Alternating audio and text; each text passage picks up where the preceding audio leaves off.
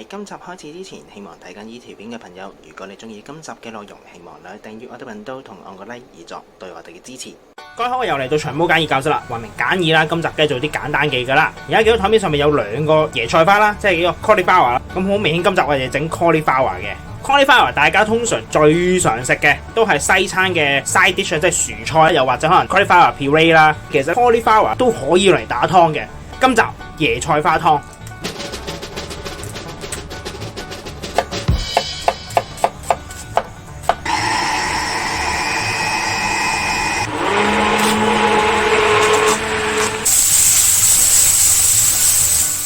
其實椰菜花同西蘭花都係差唔多嘅，係好接近嘅。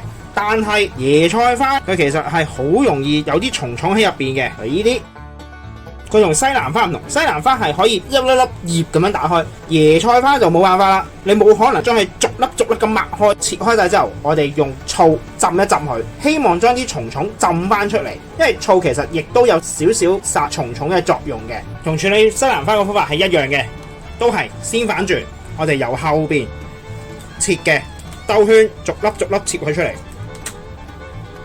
起咗啫，呢啲葉我哋唔要嘅，再轉一轉啦，再呢度咧切咗，成個出咗嚟噶啦。呢一個我哋先打開一邊先，跟住比較大嘅嚿嗰啲咧，我哋可以中間切開佢嘅，方便一陣間煮腍佢啊。到個底款可以唔要噶啦，因為其實佢係比較老啊，比較硬啊，之後打湯咧都唔係咁好。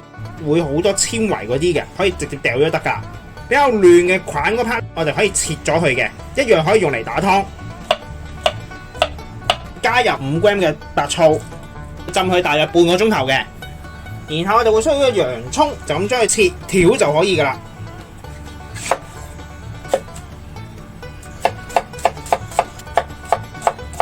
已經浸咗佢半個鐘啦。而家你會見到其實面頭咧會有啲黑色一隻隻嘅。浮咗喺個水面嗰度噶啦，嗰啲蟲蟲嚟嘅，其實係，所以一定係要浸噶 cauliflower， 你唔浸咧佢出唔到嚟嘅啲蟲蟲。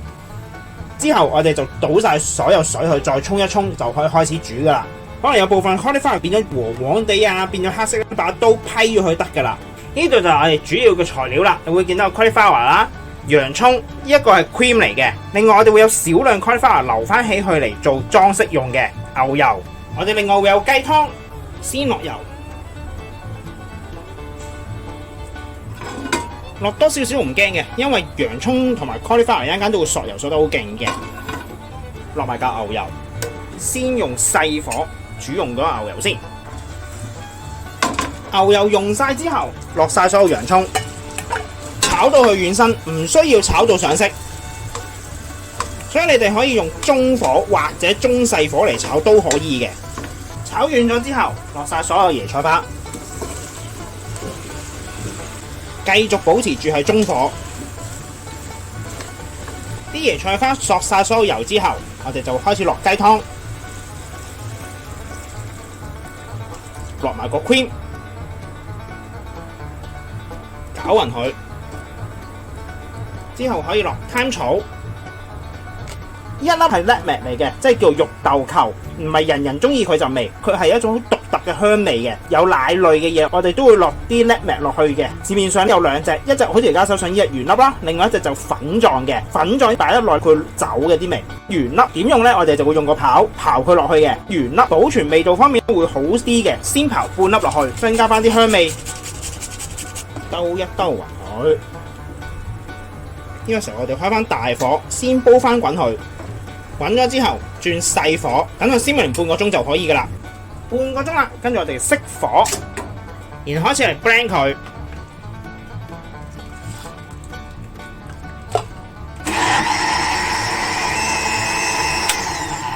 然後同樣我哋先嚟過篩。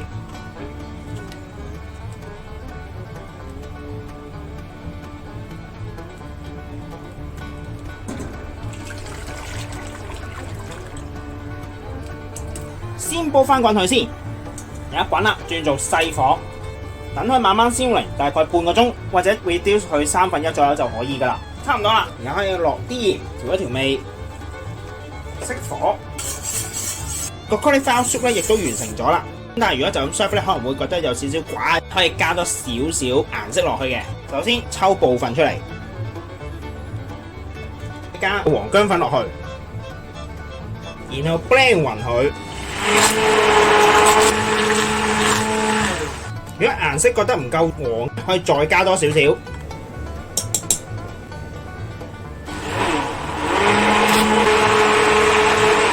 有兩隻色嘅分別，我哋做埋啲 side dish 先。首先我哋攞翻預先留低做裝飾用嘅椰菜花，先切翻齊個底，然後我哋將佢切成薄片。如果屋企有刨片器咧，你可以用刨片器；冇嘅話，唯有盡量切到好薄。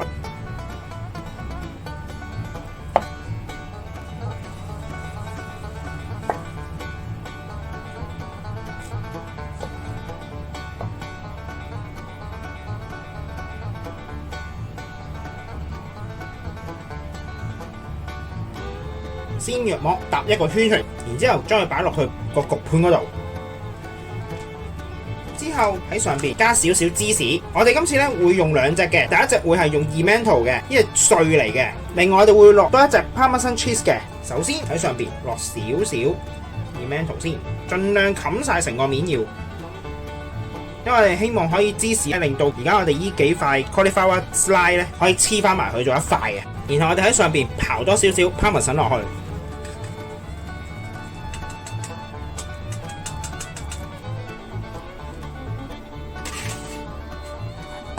今次我哋會用230度上火模式，因為淨係要燒溶個芝士嘅啫，燒到所有芝士溶晒之後就可以噶啦。到最後我哋會有少少嘅 pancetta， 就可以炒完之後加埋落去，就增加多一個鹹香味嘅。等個 cauliflower soup， 我哋先加少少油，唔需要加太多嘅，因為佢 pancetta 本身都比較多脂肪噶，煮嘅時候就會好多油出到嚟嘅。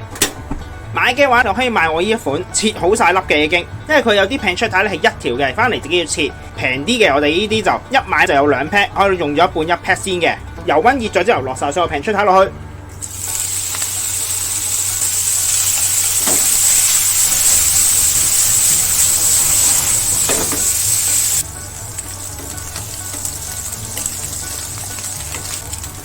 炒到佢上色就可以啦。跟住就熄火，然後夾翻晒所有油出嚟。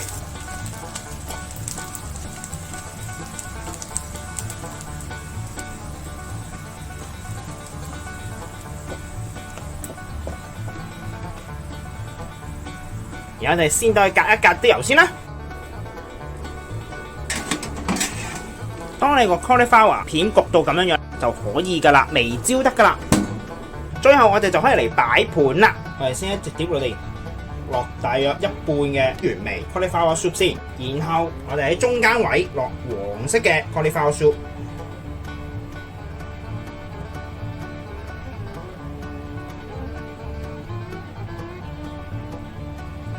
再喺黃色嘅上邊落白色嘅 cauliflower soup，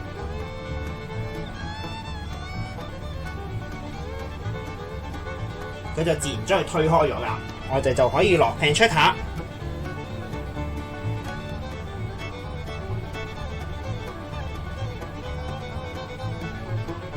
10個嘅西蘭花粒，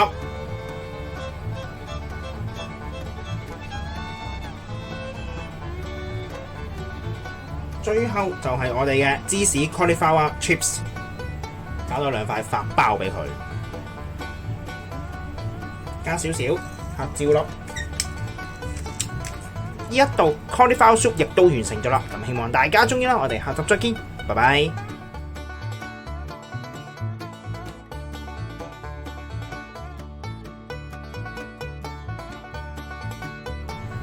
我哋嚟試一試味。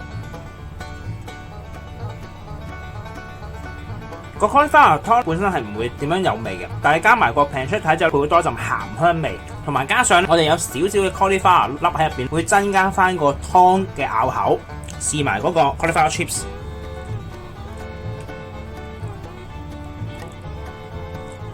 連埋個 cauliflower chips 食會再增加翻個咬口啊，個味道係更加有層次嘅。